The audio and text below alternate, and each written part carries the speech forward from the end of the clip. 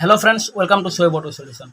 Friends, आपने गौर किया होगा कि जब हम लोग सेम सीसी की बाइक और स्कूटर को आपस में कंपेयर करते हैं, जैसे 100 सीसी का बाइक और 100 सीसी का स्कूटर या फिर 125 सीसी का बाइक और 125 सीसी का स्कूटर, तो आप अक्सर देखोगे जो बाइक का माइलेज होता है वो स्कूटर के मुकाबले ज़्यादा होता है।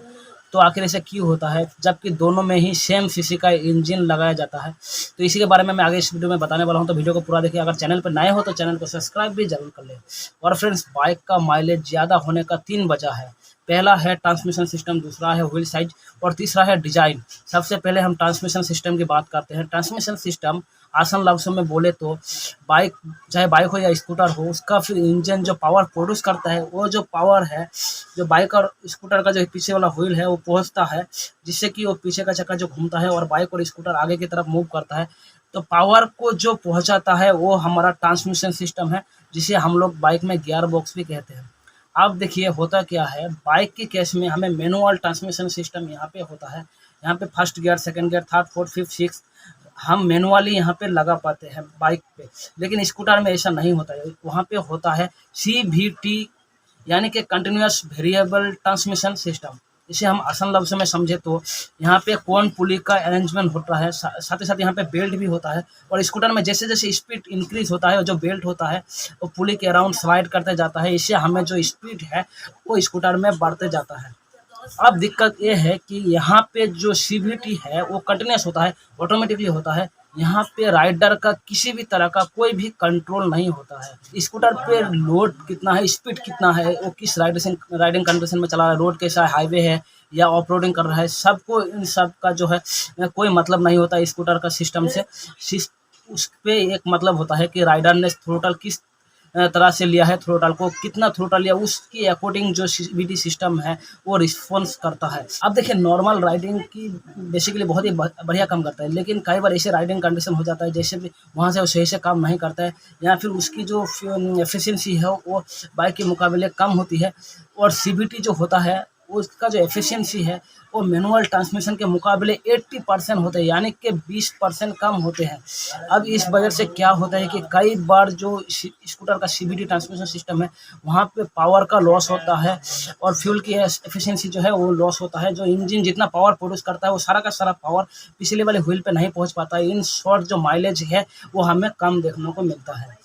लेकिन ऐसा केस बाइक के साथ नहीं होता है यहाँ पे, क्योंकि यहाँ पे क्लच भी होता है और यहाँ पे मैनुअल ही हम लोग खुद से अपने गियर को है उसको चेंज भी कर सकते हैं। लेकिन यहाँ क्योंकि यहाँ पे मैनुअल ट्रांसमिशन सिस्टम होता है, तो फ्रेंड्स यहाँ पे अब अलग अलग साइज का जो गियर होता है, यहाँ पे first gear, second gear, third gear, fourth, अलग अलग गियर में जो रेशियो होता है वो अलग अलग होता है। और इसे जो राइडर है पूरी तरह का से कंट्रोल कर पाता है। और अगर अच्छा राइडर है तो उसको पता होता है कि राइडिंग कंडीशन कैसा है, अभी स्पीड कैसा है, अभी रोड का कंडीशन क्या है, लोड कितना है और स्पीड कितना है, उसकी तरह से वो सही तरीके से सही गियर पे बाइक को चलाए। तो साथ ही साथ मैं आपको बता दूं, यहाँ पे अगर क्लच भी है तो क्लच का भी सही से इस्तेमाल करें। तो इससे होता क्या है, जो कि पूरी तरीके से मैनुअली कंट्रोल होता है गियर बॉक्स सिस्टम पे, इसलिए बाइक से हमें ज़्यादा माइलेज देखने को मिलता है। और कंट्रोल इस हद तक होता है कि अगर हम लोग किसी भी अगर बाइक का एग्जाम्पल ले, जैसे वो एक बाइक दो अलग अलग राइडर चलाए, एक राइडर जिसका राइडिंग स्किल बहुत ही बेहतर है, उसको पता है किस स्पीड में कितना गियर को चेंज करना है और क्लच का भी इस्तेमाल पता है, तो ज़्यादा माइलेज निकल पाता है। दूसरा राइडर जिसको नहीं पता है उसको माइलेज कम मिलता है। तो फिर स्कूटर में फ्रेंड्स ऐसा कोई सिस्टम नहीं है। स्कूटर पूरी तरह से जो ब्रेक किस तरह से इस्तेमाल करते हैं और थ्रोटल किस तरह से रिस्पॉन्स करते हैं उसी के ऊपर डिपेंड करता है पूरी तरह से। इसलिए हमें बाइक में ज़्यादा माइलेज देखने को मिलता है। यहाँ पे फ्रेंड्स बुलेट में एयर कूल इंजन है क्यों इस्तेमाल किया होता है और इसका सीसी क्या होता है, RPM क्या होता है और कौन सा ग्रेड का कौन सा इंजन ऑयल इस्तेमाल करना चाहिए, सब अगर वीडियो आप लोग जानना चाहते हैं, इसके बारे में जानना चाहते हैं तो कमेंट बॉक्स में जरूर बताना। इनका जो लिंक है वो आप लोग को डिस्क्रिप्शन में डाल दूंगा। चलिए, अब जो दूसरा पॉइंट है वो व्हील साइज। अभी आपने भी गौर किया होगा कि जो बाइक का व्हील है यानी कि चक्का होता है वो बड़ा होता है, जो स्कूटर का चक्का होता है वो बहुत ही छोटा होता है। अभी आपने गौर किया होगा कि जो बाइक का चक्का होता है वो ज़्यादा फ्रीली मूव कर पाता है, जो स्कूटर का चक्का होता है वो बाइक के मुकाबले कम फ्रीली मूव करता है। अब यहाँ पे जो मेन पॉइंट है वो डायमीटर का, जो कि बड़ा होता है, इसका डायमीटर बड़ा होता है, इसका डायमीटर छोटा होता है। जब एक बार ये चक्का घूमता है, जब इंजन पावर प्रोड्यूस करता है, पीछे वाला व्हील वो जो व्हील मूव करता है यानी कि घूमता है एक बार, वो कम डिस्टेंस को ट्रैवल कर पाता है, क्योंकि इसका डायमीटर कम होता है, इसलिए कम डिस्टेंस को ट्रैवल कर पाता है। लेकिन हमारा बाइक में यहाँ पे ऐसा नहीं होता है, क्योंकि यहाँ पे व्हील जो बड़ा होता है, डायमीटर बड़ा होता है, ये जो एक बार घूमता है तो ज़्यादा डिस्टेंस को ट्रैवल कर पाता है, और इस वजह से भी बाइक का माइलेज जो है स्कूटर के मुकाबले थोड़ा ज़्यादा आप लोग को देखने को मिल जाता है। चलिए आप लोग को तीसरा पॉइंट की बात कर लेते हैं। तीसरा पॉइंट जो है वो डिज़ाइन। हम लोग बाइक और स्कूटर की डिज़ाइन की बात करें तो जैसे खास करके फ्रंट पैनल की, जो स्कूटर में आप लोग देखे होंगे कि हेडलाइट का वाइजर होता है, फ्रंट पैनल होता है, फ्रंट नोज होता है, और वो ज़्यादा चौड़ा होता है, ज़्यादा स्पेस लेता है। इसके वजह से जब हाई स्पीड में स्कूटर को चलाया जाता है, जो सामने से हवा आता है वो हवा उसको रजिस्ट कर पाता है, तो वो पीछे की तरफ ढकेल देता है। तो इसके डिज़ाइन कुछ इस तरीके से होता है कि वो उसको काट के अच्छी तरह से नहीं निकल पाता है, तो वो ज़्यादा ही हवा का प्रेशर होता है। इसके वजह से भी स्लाइडली बहुत ही कम लेकिन माइलेज में इफ़ेक्ट पड़ता है।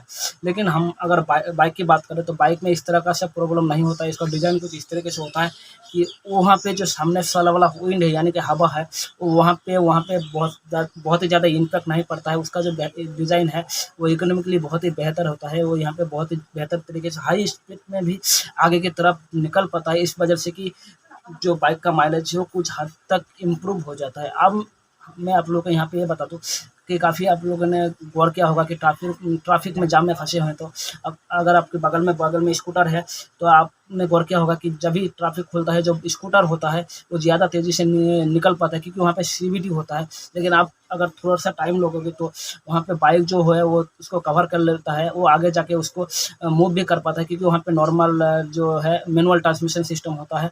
यहाँ पे बाइक का जो टॉप स्पीड होता है हमेशा स्कूटर से ज़्यादा होता है। काफ़ी अगर आप लोग हाईवे में चलाया होगा, जो बाइक जो होता है जो टॉप गियर, ये 4, 5, 6 गियर, कोई जितना भी गियर होता है, आप लोग टॉप गियर पे अगर बाइक को चलाएँगे तो उसको आसानी से वो स्कूटर को बीट कर पाता है, क्योंकि यहाँ पे नॉर्मल ट्रांसमिशन सिस्टम होता है। नॉर्मल ट्रांसमिशन सिस्टम में राइडर का पूरी तरीके से कंट्रोल होता है। इसके वजह से जो फ्रेंड्स वो जितना भी आगे बाइक जो स्कूटर जो है पहले मूव कर जाए, लेकिन बाइक जो उसको बीट कर लेता है सामने जाके, क्योंकि वहाँ पे नॉर्मली उसका कंट्रोल होता है क्लच, गियर बॉक्स वगैरह सब पे।